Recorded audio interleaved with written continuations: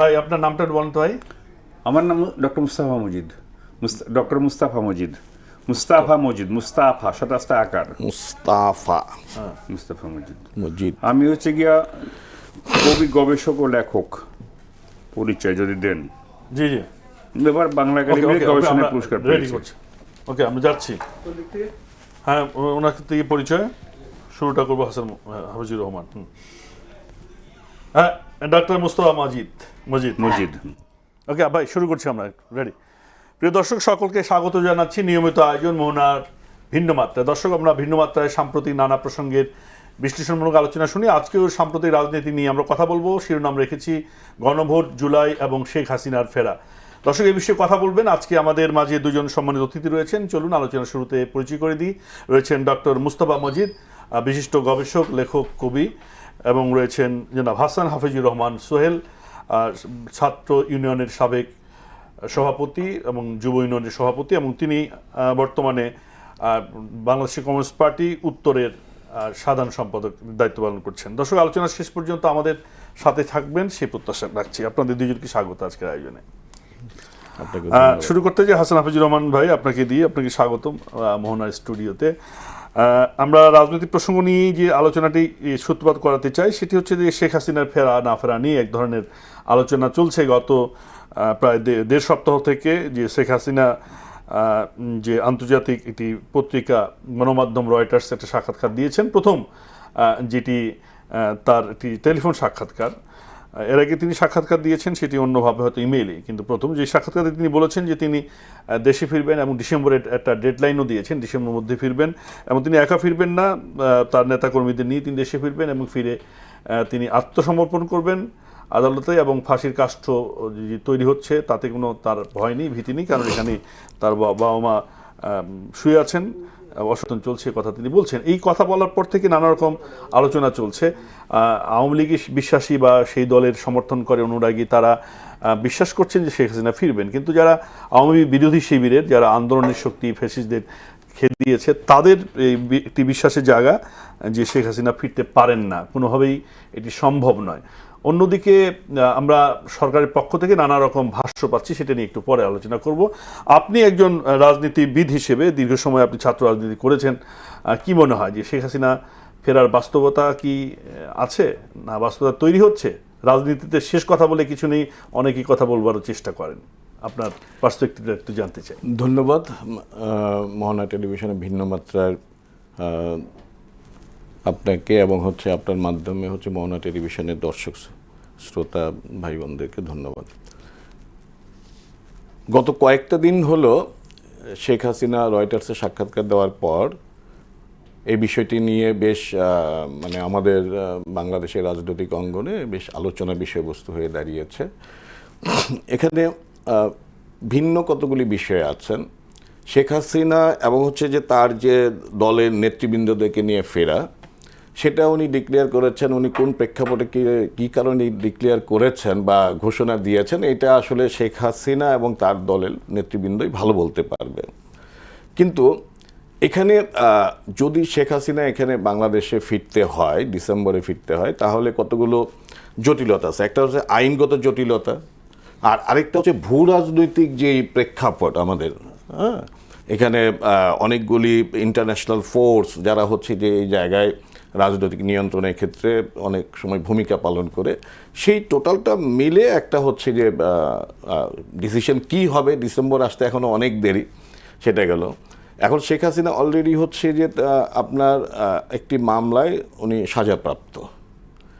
যদি সাজাপ্রাপ্ত হয়ে থাকে তাহলে ওনাকে আসতে হলে পরে এখন যে পরিবেশ পরিস্থিতি আছে, ওনার তো এখন পাসপোর্ট নেই। যদি আসতে হয় তাহলে নিশ্চয়ই ট্রাভেল পাস ছাড়া বাংলাদেশে আসতে পারার কোনো স্কোপ নাই। ট্রাভেল পাস না হলে তো আসলে এয়ারলাইন্সেই উঠতে পারবে না। সুতরাং এটা একটা জটিলতা তো রয়ে গেছে। সুতরাং যদি আসতে হয় তাহলে একটা ভিন্ন মাত্রার, আমি জানি না কোন ট্রাভেল পাস নিয়ে আসতে হবে। সেই ট্রাভেল পাসটা তো বাংলাদেশ সরকারের পক্ষ থেকে দিতে হবে। বাংলাদেশ সরকার তো শেখ হাসিনাকে ফিরাতেই চায়। সরকার চায় যে সেখানে ফিরে আসুক, আমরা অপেক্ষায় আছি। তিনি ফিরে আসতে, সরকার তো দাবিও জানাচ্ছে। সর্বশেষ আসাদুজ্জামান খান কামালের ফেরা নিয়ে একটা ফরমাল চিঠি লিখেছে, সেটা নিয়ে কথা বলবো। সেখানে শেখ হাসিনার নাম আছে কিনা আমরা জানি না, গণমাধ্যমে আসেনি, কিন্তু সরকারও তো চায় যে শেখ হাসিনা ফেরত, তাহলে ট্রাভেল পাস সরকার দেবে না? সরকার তো অনেক আগে থেকেই বলতেছে আপনার যে শেখ হাসিনা ফেরার জন্য তারা হচ্ছে ইন্ডিয়ার কাছে আবেদন করতেছে, বারবার রিকোয়েস্ট করতেছে। সেটা তাহলে ট্রাভেল পাসের প্রশ্নটা আসছে কেন? সরকার তো দেবে বা দেয়াই উচিত, সরকার চাইছে ফিরে আসবে। সেটা এই মুহূর্তে তো আসলে মানে আমরা সঠিক করে মানে বলতে পারবো না, কারণ হচ্ছে উনি ফেরার পর থেকে নানামুখী, যেমন অলরেডি আপনার আইনমন্ত্রী বলেছেন উনি বাংলাদেশে সীমানায় ঢোকার সাথে সাথে গ্রেপ্তার হবেন।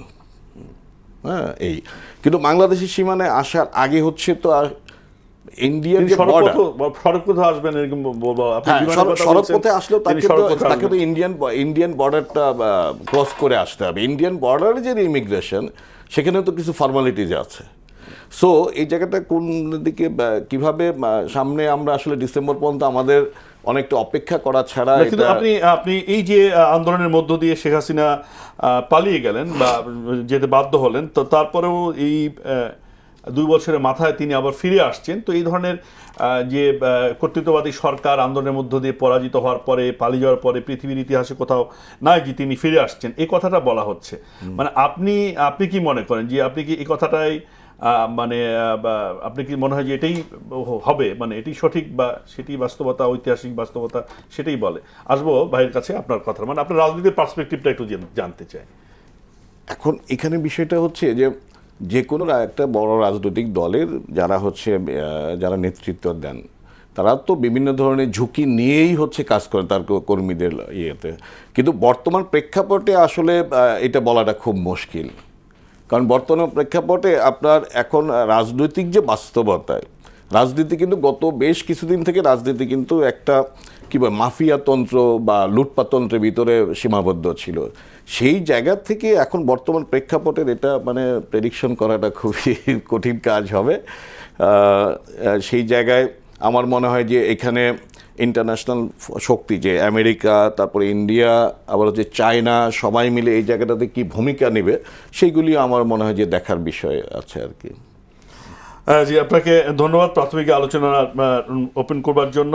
ডক্টর মুস্তাফা মজিদ, আপনার কাছে আসতে চাই। আপনার একই প্রশ্ন যে আপনার কাছে, যে শেখ হাসিনা ফিরবেন, এটি একটা অংশ বিশ্বাস করছেন, আবার আরেকটা অংশ বলছেন যে না, তিনি ফিরতে পারেন না বা তিনি ফিরবেন না, কিন্তু আবার একটা অংশ তার ফেরার জন্য অপেক্ষাও করছেন যে আইনগতভাবে। শেখ হাসিনা আদৌ কি আসবেন, আমারও তো সেই প্রশ্ন। হ্যাঁ, এবং আসা সম্ভব কি? সরকার চাচ্ছে কি? সরকার চাচ্ছে বন্দি বিনিময় চুক্তির মাধ্যমে তাকে নিয়ে শাস্তি দিতে, এবং সেটা যদি তিনি চান তাহলে তিনি আসবেন। সরকার কি বারে বারে কি বলছেন যে ভারতের সাথে বাংলাদেশের একটা বন্দি বিনিময় চুক্তি আছে, সেই চুক্তির মাধ্যমে এর আগে আপনার যারা মানে শেখ মুজিব হত্যাকাণ্ডের সাথে জড়িত ছিলেন সেই আসামিদেরকে এনে ফাঁসি দেওয়া হয়েছে। হ্যাঁ, খুনের আসামি শেখ হাসিনা একজন খুনের আসামি, এবং খুনের কারণে তাকে ফাঁসির দণ্ডে দণ্ডিত করা হয়েছে। তো তিনি আসলে পরে আইন অনুযায়ী যেটা হবে, রাষ্ট্রপক্ষ যে আইন অনুযায়ী ব্যবস্থা নেবে সেটাই তো করবেন, এবং তিনি কি সেই ঝুঁকি নেবেন, এই প্রশ্ন আমার। দ্বিতীয় হচ্ছে, তিনি তো ডিক্লেয়ার দিয়ে রেখেছেন রাজনীতিকরা অনেক কিছুই বলেন। হ্যাঁ, আপনার হচ্ছে গিয়ে রাজনীতিকরা অনেক কিছুই বলেন, তো তারপর দেখা যায় যে অনেক কিছুই ঘটনা সেই এরকম এই নিয়ে অনেক জোকও আছে আর কি, আপনি মানে লেডি অ্যান্ড রাজনীতিকদের সম্পর্কে। হ্যাঁ, তো সেই যোগ আমি আর বলতে চাই না। তবে কথা হচ্ছে যে, আর একটা কথা হচ্ছে যে, দ্বিতীয়ত হচ্ছে গিয়ে ওনার বয়স কত এখন, উনি কি পলিটিক্স করবেন? আপনি যে ইস্যুটা বললেন, আমি একটু প্রশ্ন রাখি যে প্রত্যর্পণ আইন চুক্তির অধীনে শেখ হাসিনা বাংলাদেশে ফেরাবে না ভারত, এটা স্পষ্ট। তারা বিভিন্ন পররাষ্ট্র মন্ত্রণালয়ের পক্ষ থেকে জানিয়ে দিয়েছে যে প্রত্যর্পণে শেখ হাসিনা জীবনের ঝুঁকি থাকলে তারা এই আইন কার্যকর করবে না বা তারা দেবে না, স্পষ্টভাবে। অনেকে এটা বাংলাদেশ সরকারও বিশ্বাস করেন যে প্রত্যর্পণ আইনের অধীনে শেখ হাসিনাকে ফেরানো যাবে না। যদি তাই হয় তাহলে তো শেখ হাসিনা আসবেন না, কেমনে আসবেন? তার এটি হচ্ছে তার রাজনৈতিক চাল এক ধরনের, যে তার পার্টি একটা বিশাল পার্টি, নিঃসন্দেহে একটা বড় পার্টি। আপনার তৃণমূল পর্যায়ে এই পার্টির অবস্থান এখনও রয়েছে নিঃসন্দেহে, তাদের কর্মীরা আছে, তাদেরকে উনি কিন্তু যাবেন, যে পালিয়ে যাবেন বা যেভাবেই হোক যাবেন, এটা উনি আগেই জানতেন, যে কারণে ওনার সকল আত্মীয় স্বজনকে উনি আগেই পাঠিয়ে দিয়েছেন। হ্যাঁ, ওনার কোনো আত্মীয় স্বজন কি বাংলাদেশে আছে? কেউ জেলখানে আপনি বলতে পারবেন? একজনও নেই। যদি তাই হয় তো উনি তো জানতেন যে ওনাকে যেতে হবে। আগের দিন উনি তো অলরেডি তার মানে আর কি তার যে মন্ত্রিসভার লোকজনদের সাথে আলাপ করেছেন যে আমাকে যেতে হবে, এবং সেই ব্যবস্থা উনি করে রাখছেন, সুটকেস গুছিয়ে রেখেছেন ওনার বাবার মতোই। তো অতএব তো এটা তো সত্য কথা যে উনি যাবেন, এবং এটা তো হচ্ছে গিয়ে উনি আপনার সরকারের পক্ষ থেকে তৎকালীন যে মানে ওই মুহূর্তে যে সরকার ছিল, ওই মুহূর্তে সরকার কি আর্মি ছিল, আর্মি তো তাকে তো প্লেনে উঠিয়ে দিয়েছে। তো আর্মি কি তো অনুরোধ করেছিল ভারত সরকারকে যে শেখ হাসিনাকে আপনারা নিয়ে নেন? উনি নিজে টেলিফোন করে বলেছেন যে আমাকে আমার যাওয়ার বন্দোবস্ত করেন। তাহলে কি দাঁড়ালো? তাহলে তো উনি জানতেন যে উনি আর থাকতে পারবেন না। উনি যদি পালিয়ে যান, প্রশ্ন আসছে উনি যদি পালিয়ে যান তাহলে তো সীমান্ত পার হয়ে রাতের অন্ধকারে চুপি চুপি তিনি চলে যাবেন বা পালিয়ে যাবেন। তো তিনি বাংলাদেশের আর্মি তার নিজস্ব একটা বিমানে করে মানে তার নিরাপত্তা দিয়ে তারা একটা বিশেষ একটা সামরিক মানে এই ক্ষেত্রে মানে এর মধ্যে গ্যারিসনে তাকে রেখে আসলেন। আমি বলি তাহলে মানে আর্মি তো তাকে পৌঁছিয়ে দিয়েছেন। ভারত বলছে যে ওনাকে তো আমরা বন্দী হিসেবে আপনারা আমাদের কাছে দেননি, উনি তো একজন প্রধানমন্ত্রী হিসেবে বা হিসেবে এখানে এসছেন, ফলে আমরা সেই মর্যাদা তাকে দিয়েছি। না, সেই ভারত বলতে পারে, ভারত বলতে আর্মির ওই মুহূর্তে কি করার ছিল আপনি বলেন? তাহলে না একটা অভ্যুত্থান ঘটে গেছে, ভয়ঙ্কর একটা অভ্যুত্থান ঘটে গেছে, সারা মানে দেশের সকল মানুষ রাস্তায় নেমে গেছে, 18 কোটি জনতা রাস্তায় নেমে গেছে। ওই মুহূর্তে যদি শেখ হাসিনা আপনারকে যদি দেশে রাখা হতো, 18 কোটি জনতাই বলছেন আপনি? আমি 18 কোটি জনতাই বলছি। হ্যাঁ, 18 কোটি জনতাই কে ঘরে ছিল? আমার ঘরে আমি যে বিল্ডিংটা ভবনে বাস করি সেখানে 33 ঘর, 33 ঘরের এতটুক মানে 4 বছরের বাচ্চা পর্যন্ত রাস্তায় নেমে গেছে। আপনি কি বলেন? আপনি ওই দিন ছিলেন, আপনি নিশ্চয়ই আসছিলেন, এবং দেখবেন যে শত শত হাজার হাজার মানুষ, সমস্ত মানুষের গন্তব্য ছিল গণভবন। যদি তাই হয় তাহলে ওনার জীবনের নিরাপত্তা কি আর্মি দিতে পারতো? নিশ্চয়ই না। ওনাকে আর্মি যাওয়ার জন্য ওইটুকু বন্দোবস্ত করেছে যে উনি যেতে চেয়েছেন, উনি ভারত সরকারের কাছে অনুরোধ রেখেছেন, তখন আর্মি এইসব বন্দোবস্তটা করে দিয়েছে। আর্মি তাছাড়া অন্য কোনো রেখে এসেছেন বাংলাদেশ থেকে, তাকে রেখে আসবে আর্মি প্লেনে গেছে, রেখে আসছে। হ্যাঁ, ভারত তাকে তো গ্রহণ করেছে। হ্যাঁ, তার তো এবং ভারত তো ওখান থেকে আবার অন্য জায়গায় যাওয়ার অনেক চেষ্টা করেছেন উনি, কিন্তু যেতে পারেন নাই। কিন্তু ওনার যাওয়ার পরিকল্পনা ছিল ইংল্যান্ডে, সেখান থেকে ফেরত আসছেন। ওনার যাওয়ার কথা ছিল আপনার নরওয়েতে, মানে এগুলো কোথাও উনি যেতে পারেন নাই, ওনাকে ভারতেই থাকতে হয়েছে, ভারতে ওনাকে রেখেছেন। এর আগে ওনার বাবা যখন মারা যায় তখনও ওনার আশ্রয় ছিল ভারতই। উনি তখন দেশে আসেন না, দেশে আসতে পারতেন। জিয়াউর রহমানকে বলেছিলেন যে তুমি আসতে পারবে না দেশে, তা তো বলেন নাই, কিন্তু উনি আসেন না। কেন আসেন নাই? যখন আশ্বাস পেয়েছেন, যখন সমস্ত কিছুর বন্দোবস্ত তিনি জার্মানিতে ছিলেন, তারপর তো পরে তিনি 6 বছর ছিলেন। আচ্ছা, না কিন্তু এই যে তিনি আসতে পারবেন কি পারবেন না, মানে এটি কেবলমাত্র রাজনৈতিক এক ধরনের রেটরিক, মানে নেতা কর্মীদের উজ্জীবিত করবার জন্য আপনি বলছেন? আমি তো মনে করি উজ্জীবিত করার জন্যই। তার রাজনীতি তো কিছু নেই, আর তার রাজনীতি অলরেডি ফুল স্টপ হয়ে গেছে, বিকজ উনি আর কখনোই রাজনীতি। কিন্তু আপনি নিজেও বলেছেন যে এই আওয়ামী লীগের অসংখ্য নেতা কর্মী তৃণমূল পর্যায়ে আছে, তারা উজ্জীবিত হওয়ার জন্য তারা তো তাকে এখনো মানে সভানেত্রী মানেন। এখনো হয়েছে কি, এটা হচ্ছে কি এক ধরনের ভাবাবেগ থেকে আর কি, মানে নেতার প্রতি যে ভালোবাসা, নেতার প্রতি যে শ্রদ্ধা, আবার তার একটা সুবিধাভোগীও না, তার একটা সুবিধাভোগীও। আপনি দেখবেন যে আবেগ তো কাজ করে, রাজনীতি আমরা সমর্থন দিই, জীবন আছে, উচ্ছ্বাস আছে, কিন্তু বাস্তবতা তো তা না। বাস্তবতা তা বলে না। বাস্তবতা তারা কোথায় ছিল? তাহলে 5 তারিখের পরে একজন আওয়ামী লীগের কি খুঁজে পাওয়া গেছে? তো হাজার হাজার আওয়ামী লীগ সব তো পালিয়েছে জীবন বাঁচানোর জন্য। হামলা হচ্ছিল, শুধু কি রাজনৈতিক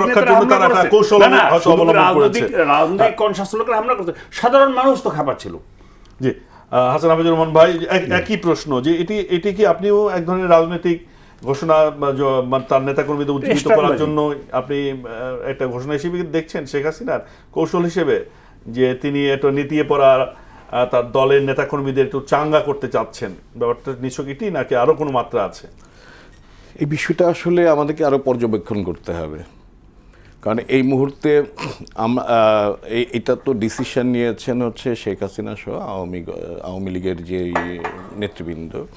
এটা হ্যাঁ, জনতুষ্টি আছে যে তার নেতা কর্মীদেরকে উজ্জীবিত করার জন্যে, এটা জনতুষ্টি আছে। আবার হচ্ছে যে এইটা এক ধরনের একটা এখানে ইন্টারন্যাশনাল শক্তি সহ সবাই মিলে এখানে কোনো মানে কোনো দফারফা হচ্ছে কিনা সেটাও কিন্তু বলা মুশকিল, যার ফলে এইটা এখনই চূড়ান্ত করে বলার মতো তো বলা যাবে না, আর এটার জন্য আমাদেরকে আসলে অপেক্ষা করতে হবে। কিন্তু হাসিনা যদি ফেরে তাহলে এই যে জুলাই আন্দোলনকারী যারা থাকলো তাদের নিরাপত্তার বিষয়টা, অথবা এখানে যে রাজনৈতিক পরিস্থিতি তৈরি হবে, পাল্টা একটা পরিস্থিতি তৈরি হবে, মুখোমুখি একটা পরিস্থিতি তৈরি হবে, তখন রাজনৈতিক পরিস্থিতিটা কোথায় যাবে? অনেকে বলছেন যে এই রাজনৈতিক পরিস্থিতি সুযোগ নিয়ে আরেকটা তৃতীয় পক্ষ রাজনীতি ইন্টারভেনশন করতে পারেন, এই ধরনের কোনো আশঙ্কা আপনিও রাজনীতি করেন, মানে কোনো রকম আলামত কি বুঝছেন বা মনে হয় সেদিকে যেতে পারে? আসলে আমাদের দেখেন, আমাদের এখন বর্তমান যে পলিটিক্সটা যে জায়গায় চলে গিয়েছে, এই বর্তমান পলিটিক্সে এক সময় বিশ্লেষণ করে প্রেডিক্ট করা যেত, এখন বর্তমান পলিটিক্সে কিন্তু প্রেডিকশন করাটা অনেকটা ডিফিকাল্ট হয়ে গেছে। এখন সিচুয়েশনটা এই জায়গায় মানে কি কারণ, যেটা আপনি বলছেন যে ডিপ স্টেট এখানে কাজ করে, নানা রকম জিওপলিটিক্স, এখানে জিওপলিটিক্সে নানা রকম ডিপ স্টেট এখানে কাজ করছে, হ্যাঁ, এবং দেখবেন যে আমাদের কতগুলি বিষয় কিন্তু ঘটে গেছে, যেটা হচ্ছে আমাদের জনগণের হয়তোবা আড়ালে থেকে যাচ্ছে। যেটা হলো আমেরিকা এখানে বাংলাদেশে অলরেডি একটা বাণিজ্য চুক্তির নামে একটি চুক্তি করেছে বাংলাদেশের সাথে, যেটা হচ্ছে, এটাকে আমরা চুক্তিও বলতে পারি না, এটা হচ্ছে যদি চুক্তিটা যদি ভালো মতো দেখা যায় 32 পৃষ্ঠার যেটা বের হয়েছে, আর চুক্তিটা কিন্তু আরও বড়, মাত্র 32 পৃষ্ঠা পাওয়া গেছে। এটা এক ধরনের একটা আদেশনামার মতো আর কি, যে বাংলাদেশকে আদেশ দিচ্ছে চুক্তির ভিতরে ওইভাবেই মানে এই করা। এবং এই চুক্তির ফলে যেই বিষয়গুলি হচ্ছে যে আমার এগ্রিকালচার, আমার হচ্ছে যে শিল্প, আমার হচ্ছে যে আপনার অন্যান্য যে বিষয়গুলি আছে, এমনকি এখানে এমন কিছু যে জিনিস আছে যে আমরা যদি কোনো দেশ থেকে, তৃতীয় কোনো দেশ থেকে আমাদের জন্য আমরা যদি কিছু ক্রয় করতে যাই, তাহলে হচ্ছে সেটা আমেরিকার হচ্ছে পারমিশন লাগবে। আমেরিকা থেকে আমার গম কিনতে হবে, যেই গমের হচ্ছে আমরা দেখা গেলো বাড়তি মূল্য, আমরা অন্য জায়গা থেকে কম মূল্যে বাড়তি মূল্যে কিনতে হবে। আমেরিকার সাথে যে চুক্তি হয়েছে, সেই চুক্তির ফলে হচ্ছে যে তাদেরকে না জানিয়ে আমরা অনেকগুলো কাজ আমরা করতে পারবো না, মানে তাদের পারমিশন নিতে হবে। তো এই যে পরিস্থিতি, এই চুক্তিগুলির চুক্তি হলো, পাশাপাশি দেখবেন যে আমাদের পোর্ট, হ্যাঁ, চট্টগ্রামের পোর্ট, সেটাও হচ্ছে যে আবার এই বিদেশিদের কাছে আবার চুক্তি করার জন্য হচ্ছে যে অলরেডি এটা অন্তর্বর্তী সরকার এটা শুরু করেছে, ইনিশিয়েটিভ নিয়েছিল, কিন্তু ইনিশিয়েটিভ নিয়েছে, সেটা থেমে গিয়েছিল। এটা লেফট নেতা কর্মীদের প্রতিরোধের মুখে ওটা থেমেছিল, এখন কিন্তু আবার এটা পায়তারাটা শুরু হয়েছে, আমার একদিকে পোর্ট আমার মানে চলে যাচ্ছে, যেই পোর্ট হচ্ছে কিন্তু আমাদের পয়সায় তৈরি করা, হ্যাঁ, এই পোর্ট আমাদের পয়সায় তৈরি করা, এইটা এখন আর মানে ওইটা সেই পোর্ট কিন্তু লাভজনক, এখন এইটা বাইরে দেওয়ার জন্য একটা মানে প্রেশার আমাদের কাছে আছে। পাশাপাশি দেখেন বাংলাদেশে এই ধরনের ঘটনা ঘটেছে কিনা, বাংলাদেশে দেখবেন যে সংসদের দক্ষিণ প্লাজায় আমেরিকার সেই 250 বছর যেই কখনো ঘটেনি, সেটা হলো, হ্যাঁ, এটা আমেরিকান ককাস তৈরি হলো, সংসদে আমেরিকান ককাস তৈরি হলো, লবিস্ট তৈরি হলো, যেই লবিস্টের ভিতরে আপনি দেখবেন যে 7 জন হচ্ছে বিএনপির এমপি সংসদ সদস্য, 3 জন হচ্ছে জামাতের সংসদ সদস্য, 2 জন জামাতের সংসদ সদস্য, 1 জন হচ্ছে এনসিপির।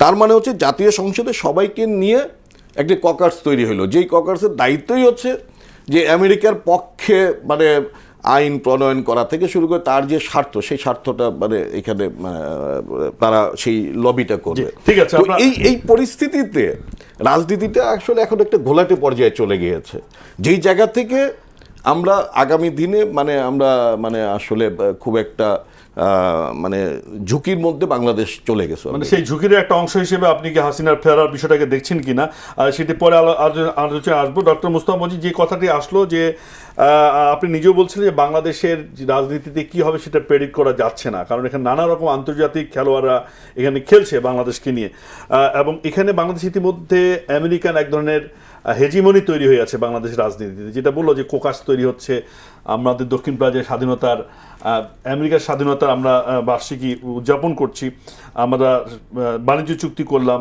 আমাদের সমুদ্র হয়তো দিয়ে দেওয়া হচ্ছে, যৌথ সামরিক মহড়াও হচ্ছে। তো এটিকে আপনি কি মনে করছেন যে আমরা বলছি একদিকে যে বাংলাদেশ ফার্স্ট, বাংলাদেশ পন্থা রাজনীতি করব, এবং শেখ হাসিনার বিরুদ্ধে বড় একটা অভিযোগ ছিল যে নতজানু পররাষ্ট্রনীতি তিনি অনেক সুযোগ সুবিধা ভারতকে দিয়ে দিয়েছেন। তাহলে আমরা কি এখন আরেকটি রাষ্ট্রকে দিচ্ছি কিনা এই নতজানু পররাষ্ট্রনীতি অনুসরণ? আপনি কি মনে করেন এটা নতজানু পররাষ্ট্রনীতি? সেই প্রশ্ন আমি আপনাকে রেখেছি। না, আমি তো মনে করি সেটা বলেন, কেন মনে করেন না আপনি গণতান্ত্রিক রাষ্ট্র এই যে বাণিজ্য চুক্তি হলো, আমাকে বলতে দেন। আপনার কথা হচ্ছে যে মাত্র কিছুদিন আগে আপনার নির্বাচন হয়েছে এবং একটি গণতান্ত্রিক সরকার ক্ষমতা এসেছে এবং তার পররাষ্ট্রনীতি এখনো গড়ে উঠতে পারেনি, এখনো তার ভিত তৈরি হয়নি। সেই মুহূর্তে আপনি বলে দিলেন আমার অমুক দাসত্বের চুক্তি অমুক তমুক অমুক, এগুলো তো আমার কাছে খুব ভেগ মনে হয়। কারণ জনগণ হচ্ছে আপনার ক্ষমতার ভিত্তি। জনগণ এই সরকারকে 2/3 ভোটে, মানে তার 2/3 সংসদের সদস্যপদ পেয়েছে। যদি তাই হয় তাহলে তার উপরে প্রথমে ভরসা রাখতে হবে। দেখি আমরা আগাম কথাবার্তা বলে দিলাম আর হয়ে গেল যে আমরা চুক্তি তো স্বাক্ষর হয়েছে, ইউনুস করেছে, কিন্তু এই চুক্তি নিয়ে বিএনপি কিছু বলছে না, সমালোচনার মুখে। হয়তো তাকে সময় নিচ্ছে, বলবে, হয়তো সময় নিচ্ছে, দেখা যাক, আমরা ওয়েট করি, অপেক্ষা করি। হ্যাঁ, এখনই যদি বলি যে সে নতজানু হয়ে গেছে একটি গণতান্ত্রিক সরকার, তাহলে তো সে আমার কাছে এটা আপনার মানে তার প্রতি অবিচার করা হবে। দক্ষিণ প্লাজায় আমেরিকার স্বাধীনতা দিবস উদযাপন করছি, যে আমেরিকা বাংলাদেশের স্বাধীনতার বিরোধিতা করেছিল, এবং সেখানে আমরা আমেরিকান কোকাস নামে নতুন এক ধরনের লবিস্টদের। আচ্ছা, এই ধরনের আপনার আমেরিকার আপনার দীর্ঘ 30 বছর যুদ্ধ করছে ভিয়েতনামিরা। ভিয়েতনামের সাথে এখন আমেরিকার সবচেয়ে ভালো সম্পর্ক। সমস্ত বাণিজ্য, ভিয়েতনামের যে বাণিজ্য তার তো হচ্ছে আপনার যে বিশেষ করে তাদের যে গার্মেন্টস বাণিজ্য টোটালটাই আমেরিকার নির্ভরশীল। তাই এখন পরস্পর উপর নির্ভরশীল হবে না। এবং এখন আমরা তো বর্তমানে একটা গ্লোবাল ভিলেজে বাস করি। টোটাল গ্লোবাল ভিলেজের কি মানে এক রাষ্ট্র আর এক রাষ্ট্রের উপর নির্ভরশীল থাকবেই। ভারতের উপর আমরা যেমন নির্ভরশীল, আমাদের উপরে ভারত তেমনি নির্ভরশীল, যেহেতু তারা চায় যে সহজভাবে 7 সিস্টার্সে যাতে তাদের পণ্য নেওয়া আনা করতে পারে। এটা তো তাদের আমাদের উপর একটা নির্ভরশীলতা। আবার আমরাও চাচ্ছি যে দূরের থেকে পণ্য যাতে না কিনে সস্তা যাতে পণ্য আমরা আনতে পারি, মানে কাছের দেশ থেকে। আবার তেমনি আমাদের গার্মেন্টস একটা মূল ফ্যাক্টরটাই হচ্ছে আমাদের যে অর্থনীতির মূল উপার্জন হচ্ছে গার্মেন্টস ফ্যাক্টর থেকে, এবং গার্মেন্টসটা সম্পূর্ণ নির্ভর করে ইউরোপিয়ান ইউনিয়ন এবং মার্কিন যুক্তরাষ্ট্রের উপর, প্রথমত আমেরিকা।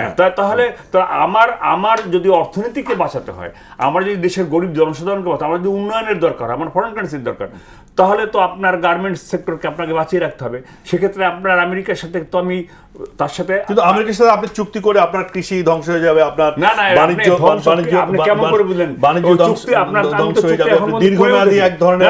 আপনি বলেন কি কি চুক্তিতে আছে? ওই চুক্তি তো আমি অনেকেই পড়ে, সব বেগ কথা। আমি বলি, আপনি এই যে বিভিন্ন অর্থনীতিবিদ যারা এক ধরনের আমেরিকার নানা রকম কথা বলতেন, তারা দেবপ্রিয় ভট্টাচার্য তিনি বলেছেন যে বাংলাদেশের সাথে যে চুক্তিটা হয়েছে এটিতে সার্বভৌমত্বের কি বলে বাংলাদেশের পর নিজেকে সার্বভৌম রাষ্ট্র দাবি করতে পারে না, এরকম একটি কথা বলেছেন। এই সব অর্থনীতিবিদরা বিগত 17 বছরে কোথায় ছিলেন? দেবপুরীরা, আপনার হচ্ছে গিয়ে আপনার তারপর হচ্ছে গিয়ে আতিউররা।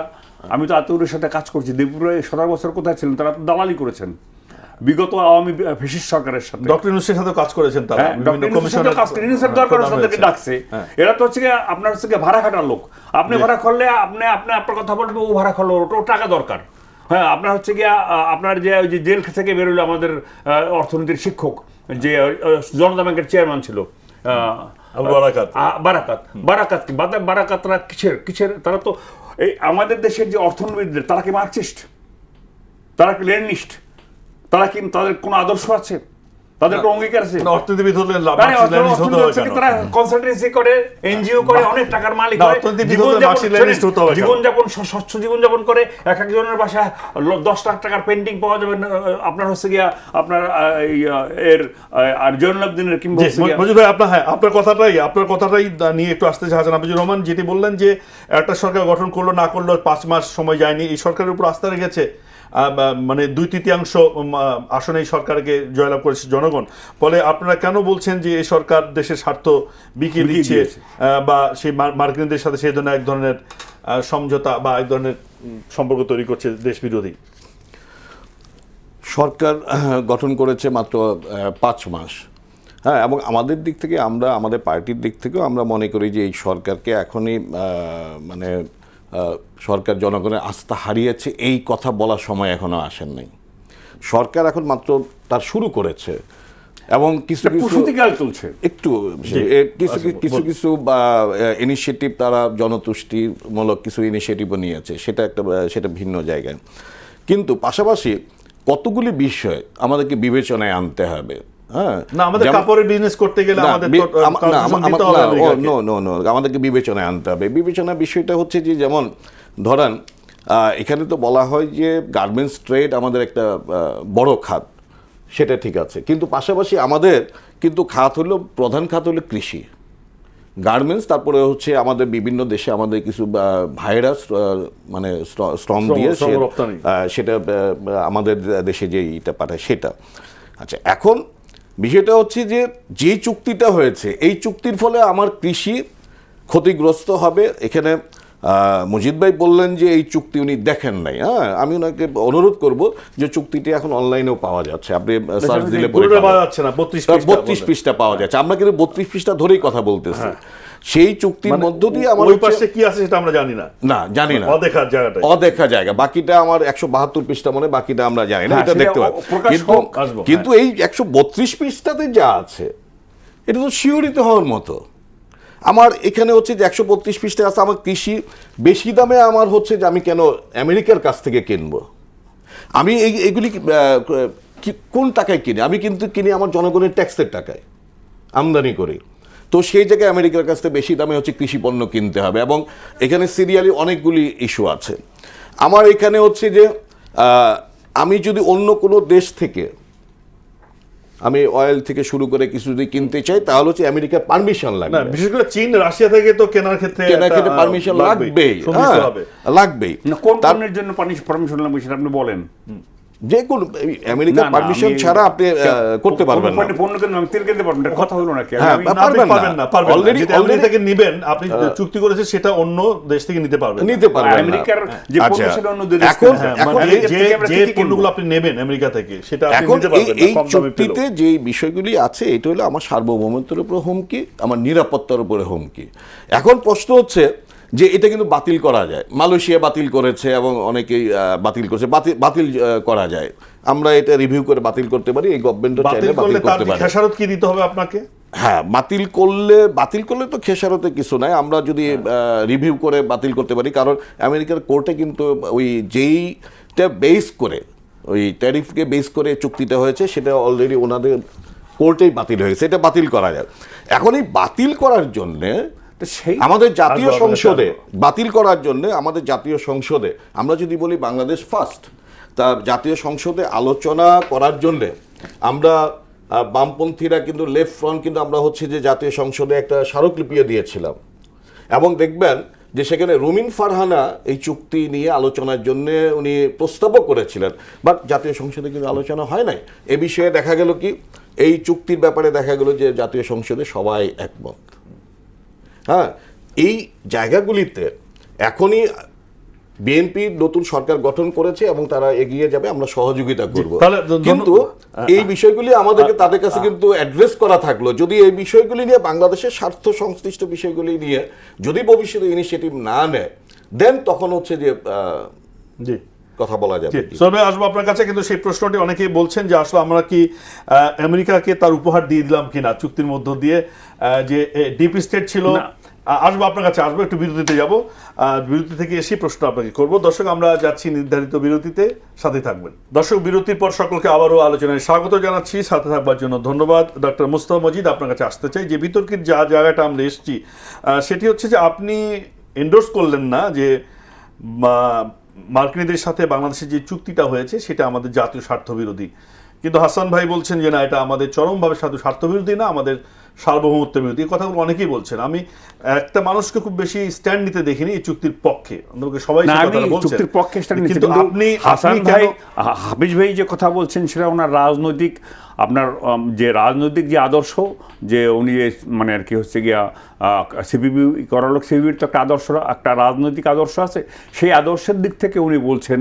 এবং তারা সারা জীবনে মার্কিন সাম্রাজ্যবাদ বিরোধী, মার্কিন বিরোধী ছিল সমস্ত, বা আমরাই মার্কিন বিরোধী, সেটা পশ্চিমবঙ্গ হোক বাংলাদেশ হোক, সেই প্রেক্ষিতে উনি বলছেন। কিন্তু মার্কিন সাম্রাজ্যবাদ ছাড়া বা মার্কিন যুক্তরাষ্ট্র ছাড়া আমাদের চলে না, যে এটাও তো ঠিক।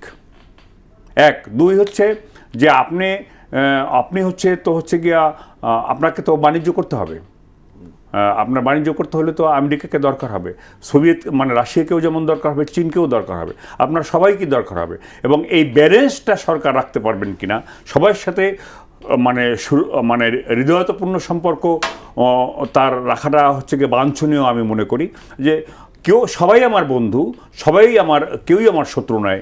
এবং আপনার এই বিবেচনায় আর কি সরকারের যে বিদেশ নীতি, সেই বিদেশ নীতির আওতায় সরকারকে নতুন করে ভাবতে হবে যে আমাকে সবার সাথে বন্ধুত্ব রেখেই আমাকে চলতে হবে। কারণ আমি একটা ছোট্ট রাষ্ট্র, আমার জনশক্তি আছে বটে, কিন্তু আমার ওইভাবে আমি সুপার পাওয়ার নই যে আমার একটা শক্ত আছে। এই জন্য তাকে নানা রকমের ব্যালেন্স রক্ষা করে আর কি চলতে হবে। এবং সেই জন্য দিদিকে আপনি দেখছেন যে তাহলে ভারতের সাথে তো বন্ধুত্ব রাখছে না। ভারত কি বাংলাদেশের সাথে বন্ধুত্ব রাখছে? ভারত কি বাংলাদেশের সাথে বন্ধুত্ব? আমি যদি তাকে ভারতকে প্রশ্ন করি, আপনি এই আমি একটু বলি, আমি বলি রাখছে। আমি যদি বলি যে বেগম জিয়া মারা যাওয়ার পর তার যে জানাজা অনুষ্ঠানে সেখানে কিন্তু পররাষ্ট্রমন্ত্রী এলেন, তাই না? এবং তারেক রহমান জয়লাভ করার পর কিন্তু মোদি ফোন করে তাকে অভিনন্দন জানিয়েছেন এবং ভারতে আমন্ত্রণ জানিয়েছেন তার সফরে। তাহলে এই যে গেস্টার ভারত কিন্তু দেখিয়েছেন, আপনি যখন তেল নাই তখন তো কিন্তু তারা পাইপলাইনে আপনাকে দুইবার তেল দিয়েছে। ফলে তারা যে বন্ধুত্ব চাইছে না, এটা কেন বলছেন? এটা কি আপনাদের রাজনৈতিক বা কারো রাজনৈতিক? আমার কোনো রাজনীতি নেই, আমার কোনো পার্সোনাল। আপনি ওই কথাই বলছেন কেন যে তারা বন্ধুত্ব চাচ্ছে? আমি বলছি যে আপনার শুনেন, বন্ধুত্ব চাচ্ছেন না মানে ভারত আপনার হচ্ছে গিয়া, ভারত যে কাজটি করেছে, ভারত কি বাংলাদেশের জনগণের সাথে বন্ধুত্ব চেয়েছে এতকাল, বিগত 17 বছর? তারা তো একটি বিশেষ দলের বন্ধুত্ব আনুষ্ঠানিকতা মাত্র। একজন নেত্রী যিনি জনসাধারণের খুব কাছের মানুষ ছিলেন এবং যার জানা যায় মানে লক্ষ লক্ষ লোক জমায়েত হয়েছেন, এইগুলো ভারত আগে থেকেই জানেন এবং তাদের গোয়েন্দা সংস্থাগুলো জানে এবং তাদের এটা আশাটা হচ্ছে গিয়ে কার্সি ভিজিট, তাকে আসতেই হবে। আপনার আজকে যদি নরেন্দ্র মোদী মারা যায় তাহলেও তারেক জিয়া যাবেন, এটাই নিয়ম, রাষ্ট্রের সাথে এটাই নিয়ম। এখন কথা হচ্ছে যে আপনার সাথে বন্ধুত্বের গভীরতা কোন পর্যায়ে আছে, আপনি তার কাছ থেকে কি পাচ্ছেন? আপনি যদি সেভেন সিস্টারকে আলাদা করতে চান, তাদের শাস্তি দিতে চান না, আপনি তো 24-এর পরে বলেছেন রাজনীতিক আপনার নেতারা যারা বক্তৃতা করেছে তারা তো বলেছে, ফলে তারা আপনি চাইছেন যে তাদেরকে আলাদা করে দিতে, ফলে আপনি আবার তার বন্ধুত্ব চাইছেন। না, আমি তো আলাদা করার কথা একবারও বলি নাই। আমি সেভেন সিস্টার্সের সম্পূর্ণভাবে তাদের মানে বাংলাদেশে কয়েকজন তরুণ হয়তো এইসব কথাবার্তা বলছেন, এইসব কথাবার্তা তো এটার কোনো ইম্প্যাক্ট পড়েছে না? এর ইম্প্যাক্ট আমি মনে করি আমার পড়ে না। তারা এগুলা বেশি বাড়িয়ে বলা আর অনেক কিছুই, যেমন ধরেন অনেক কিছু বাড়িয়ে বলে না, মানুষ বাড়িয়ে বলে, বন্ধুত্বের উপরে বন্ধুত্বকে অনেক বাড়িয়ে বলে না, বন্ধু জানা তার চেয়ে বাড়িয়ে বলে। তো এগুলো হচ্ছে বাড়িয়ে বলা। কথা হচ্ছে গিয়ে সেভেন সিস্টার হচ্ছে গিয়া একটি রাষ্ট্রের একটা সার্বভৌমত্ব রাষ্ট্র, আমাদের 7টি রাজ্য, আমাদের তাদের যে যাওয়ার পর যা চিকেন যে নেকটা আছে সেটা থেকে তারা সবসময় একটা মানে স্পর্শগত জায়গা মনে করে, কিন্তু তাদের অভ্যন্তরীণ ব্যাপার আমরা কেন হস্তক্ষেপ করবো? সেভেন সিস্টারের যদি কিছু করতেই চায়, সেভেন সিস্টারের জনগণই করবে। না, আমি আপনাকে বলি জনগণই করবে। আপনি এটা জানেন যে আপনার যে সেভেন সিস্টার্সে যে মণিপুরে এখন নানা রকমের ইনসার্জেন্সি চলছে, আপনার হচ্ছে গিয়ে মিজোরামে চলছে, সব জায়গায় তো তাদের সেটা আছে। আপনি বলেছেন তো 24-এর পর ডক্টর ইউনূসকে, তিনি আমাদের তত্ত্বাবধায়ক সরকারের প্রধান, তিনি যখন চীনে গেলেন তখন কিন্তু তিনি একভাবে সেভেন সিস্টারের নাম করে বলেছেন যে তাদের রাস্তা বঙ্গোপসাগর হয়ে হতে পারে, সেক্ষেত্রে চীন এটা ভূমিকা রাখতে পারে। তাহলে একটি দেশের তাদের তাদের তাদের জায়গা নিয়ে এভাবে যে বক্তব্যটাকে তখন ভালোভাবে নেয়নি। মানে আমরা, আপনি যে বলছেন যে সব দায়টাকে আমরা ভারতের কাছে দিব, মানে আমরা কি আচরণ করছি সেটা ঠিক আছে কিনা, এই প্রশ্নটা হাসান হাফিজুর রহমান। ওই মুহূর্তে ওই বক্তব্য আপনার ইউনূসের ওটা প্রয়োজন ছিল। হ্যাঁ, আমি মনে এই মুহূর্তে কি প্রয়োজন আছে? এই মুহূর্তের কথা ভিন্ন, ওই মুহূর্তে প্রয়োজন ছিল, কারণ ইউনূস ছিলেন, প্রফেসর ইউনূস ছিলেন একটা ইন্টারিম গভর্নমেন্টের মানে দায়িত্ব, এবং তখন তিনি ছাড়া অন্য কি ওই দায়িত্ব। ধন্যবাদ। তার মানে কি জনতুষ্টি, জনগণের যে এই যে ভারত এটিকে মানে আমরা পরিপূরক, আমরা পররাষ্ট্রনীতি অনুসরণ করছি, কিন্তু পররাষ্ট্রনীতি কখনো জনতুষ্টি দিয়ে হয় না। না, আমি আপনাকে রহমান ভাই, আপনি কি মনে করেন? আমাকে শেষ করতে দেন। সেটা হচ্ছে গিয়া আপনার সেভেন সিস্টারের ব্যাপারে যে ডক্টর ইউনূস যে কথা বলছেন, সেটা বাণিজ্যিক ব্যাপারে বলেছেন, যে বাণিজ্যের সুবিধার জন্য বন্দর ব্যবহার করার জন্য আমাদের বন্দর ব্যবহার করতে পারে, সেভেন সিস্টার ব্যবহার করে তাদের অর্থনৈতিক সুবিধার জন্য সে কথা বলেছেন। তার সাথে আমাদের বাণিজ্যিক একটা সম্পর্ক হতে পারে, যেটা আমরা পোর্ট নিয়ে যে বাণিজ্যটা আমরা করতে পারি। সেটা তো ভারতের প্রতিনিধিরাও গিয়ে বলবেন সেখানে, সেটা তো ভারতের প্রতিনিধি গিয়ে বলবেন, কিন্তু বাণিজ্যিকরণের জন্য কথা বলতে পারেন না। হাসান হাফিজুর রহমান, যে সরাসরি একটা প্রশ্ন রাখতে চাই বিষয়ভিত্তিক, যে সামনে আমাদের গঙ্গা চুক্তির মেয়াদ শেষ হয়ে আসতেছে, তিস্তার পানির বা ন্যায্য হিসাব বিষয়ে এখনো কোনো কিছু হয় নাই। এই গঙ্গা চুক্তির রিনিউ হবে কিনা এটি নিয়ে কোনো আলোচনাই হচ্ছে না, মানে আমরাও কোনো উদ্যোগ নিচ্ছি না বলে বলা হচ্ছে। ফলে দেখা যাচ্ছে যে আমরা তিস্তারও পানি পাবো না, গঙ্গার পানিও বন্ধ হয়ে যাবে। আমরা একটা সংকটে পড়ছি কিনা, ভারতের সাথে আমাদের সম্পর্ক স্বাভাবিক করা উচিত, নাকি জনতুষ্টি রাজনৈতিক বক্তব্যের মাঝেই আমাদের থাকা দরকার? আমরা কি ভুল করছি না ঠিকঠাক করছি? এক্ষেত্রে বিষয়টা হচ্ছে যে বাংলাদেশের বয়স কিন্তু অনেক হয়ে গেছে, 55 বছর। সুতরাং কূটনৈতিক যেই আমাদের যে পররাষ্ট্রনীতি এবং হচ্ছে কূটনৈতিক যে থাকবে, সেটার একটা দায়িত্বশীলতা জায়গায় থাকা উচিত। কারোর অভ্যন্তরীণ বিষয়ে মন্তব্য করার এখতিয়ার কারণ নাই। বাংলাদেশের ভিতরের অভ্যন্তরীণ বিষয়ে মন্তব্য করার এখতিয়ার যেমন ভারতের নাই, পাকিস্তানের নাই, আমেরিকার নাই, আর ভারতেরও অভ্যন্তরীণ বিষয় নিয়ে দায়িত্বজ্ঞানহীন মন্তব্য করার দায়িত্বজ্ঞানহীন মন্তব্য করার এখতিয়ার কারণ নেই। তো আমরা সেই জায়গাটাতে কতগুলি আমরা বিষয় দেখেছি। এখন আসলে সম্পর্কের বিষয়টা কি হবে? পররাষ্ট্রনীতি সম্পর্কের বিষয়টা হবে এক দেশের সাথে আরেক দেশের হতে বন্ধুত্বপূর্ণ সম্পর্ক। এখন সেটা ভারত হইতে পারে বা অন্য দেশ হইতে পারে। এখন ভারতের সাথে বিরোধ থাকবে না আমেরিকার সাথে বিরোধ থাকবে, সেইটাও নির্ভর করবে আমার অন্য দেশের সম্পর্কের সাথে আমার বাণিজ্য থেকে শুরু করে অন্যান্য যে বিষয়গুলি আছে, গ্লোবাল যেই বিশ্ব, এই বিশ্বের ভিতরে একটা শান্তিপূর্ণ বিশ্ব ব্যবস্থা যেন থাকে, সেটার উপরে নির্ভর করে।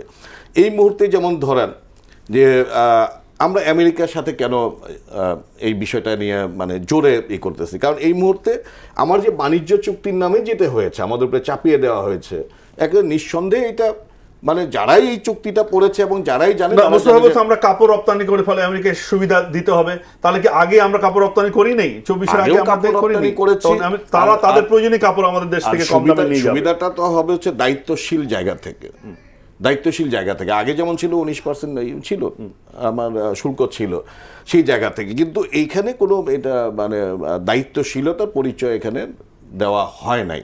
তো সেই জায়গা থেকে আমাদের সম্পর্কগুলি হবে হচ্ছে কিন্তু বিজনেস এবং হচ্ছে নিরাপত্তা, সার্বভৌমত্ব সব কিছু মিলে। সেখানে এই সম্পর্কের জায়গাটাতে আজকে ভারতের ইন্টারনাল বিষয়ে আমার মন্তব্য করা ঠিক না। আবার ভারত আমার এখানে অযাচিতভাবে এরকম একটা কিছু করলে পরে আমরা ছেড়ে দিব, সেই জায়গাটা, ওই মানসিকতাটাও রাখাটা ঠিক না। আমাদের হচ্ছে শ্রদ্ধার সাথে সবার সাথে সম্পর্কটা রাখতে হবে, এটা হচ্ছে একটা বিষয়। আরেকটা বিষয় হচ্ছে যে বর্তমান যে প্রেক্ষাপট দেখেন, এই যে চুক্তির ফলে আমেরিকার কাছ থেকে 14টা বোয়িং কিনতে হবে, হ্যাঁ, এটা হলো চুক্তির শর্তের মধ্যে আছে। আচ্ছা, বোয়িং কিনতে হবে, এই বোয়িংয়ের মূল্য হচ্ছে প্রায় 45,000 কোটি টাকা। আবার দেখেন অপরদিকে আমার দেশ কিন্তু এখন হচ্ছে 44টা রাষ্ট্রায়ত্ত কারখানা, সেটা বন্ধ, সেটাকে চালু করা বাদ দিয়ে এটা হচ্ছে নামমাত্র মূল্যে আপনার হচ্ছে যে ইয়েদেরকে দেওয়ার জন্যে, বেসরকারি খাতে দেওয়ার জন্য হচ্ছে অলরেডি শেষ করতে হবে না। একটা পায়তারা চলতেছে। তো এখন আমাদের দেশটা হচ্ছে তরুণদের দেশ, 18 থেকে 35-এর ভিতরে 5.5 কোটি জনগণ, এবং এই তরুণদের একটা বড় অংশ হচ্ছে বেকার। তা আমি যেখানে 45,000 কোটি টাকায় বোয়িং না কিনে 1,000 কোটি টাকা আমি যদি এর ভিতরে ব্যয় করি, তাহলে এই রাষ্ট্রায়ত্ত শিল্পগুলিকে আমি হচ্ছে আধুনিকায়ন করে কর্মসংস্থান সৃষ্টি করতে পারি, আমার তরুণরা এখানে কাজ করতে পারে, যার ফলে আমাদের অর্থনীতির চাকাটা সামনে যেতে পারে। তো এখন আমাদেরকে এই জায়গাগুলিতে মনোযোগ দিতে হবে। জি, ধন্যবাদ। এক বাক্যে যে আমরা আসলে আমি যে বন্ধুত্বের কথাটা হাফিজ সাহেব বলেছেন, সেটা আমি ভারতের ব্যাপারে আবার আপনার 14 নির্বাচন, 18 নির্বাচন এবং 24 নির্বাচন ভারত সরাসরি হস্তক্ষেপ করেছে। এটা সকলেই জানে, এটা কোনো জনশ্রুতির না, এটা রেকর্ডেড। অতএব ভারত আমাদের বন্ধু হবে কি হবে না সেটা ভারতের উপর যেমন নির্ভর করবে, তেমনি আমাদের উপর নির্ভর করবে। আমরা বন্ধুত্ব চাই, কিন্তু দাসত্ব চাই না, কথা পরিষ্কার। জি, ধন্যবাদ দর্শক, আপনাদের অসংখ্য ধন্যবাদ জানিয়ে শেষ করছি। সকলে ভালো থাকুন, শুভরাত্রি।